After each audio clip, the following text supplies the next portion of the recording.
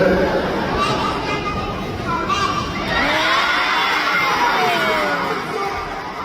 ดๆมากเลยที่จะที่ชมไปแล้วเก็บภาพความประทับใจดีกว่าไม่ถ่ายทอดเลย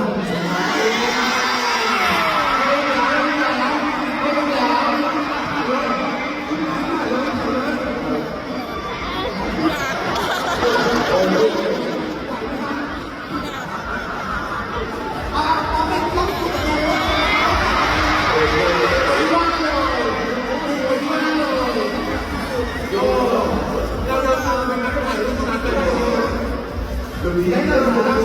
เราชวนตัวน้องอะไรไปเล่นน้ำได้เลยนะโอเคเดี๋ยวเราจะไปดูเส้นทางของเส้นทางในยุคของ